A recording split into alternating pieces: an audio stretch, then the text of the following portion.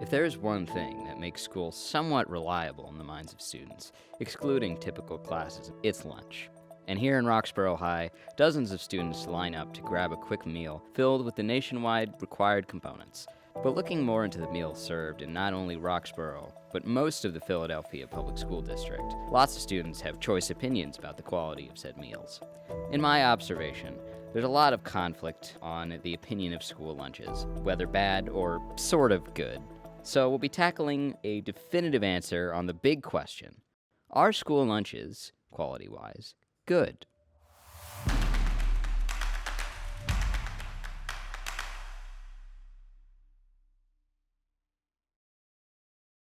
Now, if we want to provide an educated answer, we need to find a specialist to provide some insight on how school lunches are impacted by schools and students. Luckily for us, we got ourselves the perfect person to interview. I'm Katie Facilius. I am a registered dietitian nutritionist, and I'm also the director of Thomas Jefferson University's Masters in Nutrition and Dietetic Practice program. As a nutritionist, her experience in judging foods and public services will be useful moving forward. And trust me, we're gonna need it. Components of the average school lunch across not only the district, but also nationwide, are listed in the Healthy Hunger-Free Kids Act of 2010. The Healthy Hunger-Free Kids Act of 2010 was a comprehensive approach to enact legal requirements to increase access and also the nutritional and health value of foods served in public schools across the nation. This act has made requirements that have continued to change over the years since it was first enacted. Those regulations focus on increasing fruits and vegetables, increasing whole grains, increasing access to water, and decreasing nutrients that are not so healthy for us. So decreasing sodium intake and certain types of fat that are not healthy for the heart. With that info on the table, we should definitely consider the components of an average school lunch. Katie? The healthy school meal is going to include a protein food, fruit and or vegetable, whole grains or enriched grains, dairy, as well as water. If we take those components into consideration, you'll find that the average school lunch served in a single day has the proper amount of protein, fruit and vegetable, dairy, and so on, as required by the enactment. But even at that doesn't translate to quality of the meal in the eyes of the students. Here's what several students have to say. What do you think of the school lunches as of right now? They kind of nasty, but some of them tough. Like their pieces be tough one day, and then it'll be like dry on the next. But it's cool. It's all right. It's not really that good, but like sometimes it's good when it's circle pizza. You know, that's really good. It's terrible. Terrible. You want me to spell it out for you? I feel like school lunches, some could be good. Like they could be the bomb.com, and then others is just a little. As spoken by our interviewees, their reactions on the school lunches are very mixed. But that's not all they wanted to share. And what do you think would be a way that the school lunches could be improved upon in the future? For them to put more effort in, not for them to get a truck and then put it in a microwave and then give it to us.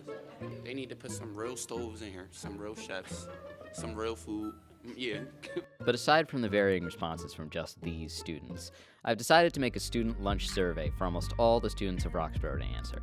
And out of all 117 responses, 63% say the school lunch quality is average, while 63% also say they'll still eat school lunches if they wanted to, with the remaining response just being no.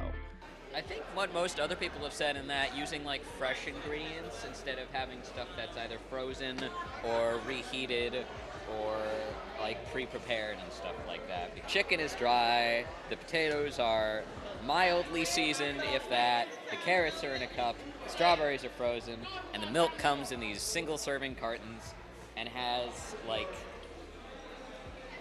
20 grams of sugar. There's 20 grams of sugar in 1 cup of this milk. It's pretty ridiculous, if you ask me.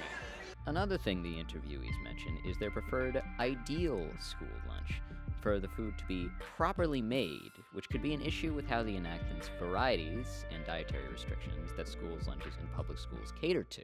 School lunches absolutely must cater to dietary restrictions that are medically necessary. So that might include things like a food allergy, for instance. That's vital because it can be life or death. or at minimum can be immediately detrimental to a student's well-being. And of course, school meals do specifically cater to those needs. If you notice, so far, no students complained about the staff actually preparing the food. Most students seem to know that the staff are doing their best with a shoestring budget and no actual quality food products.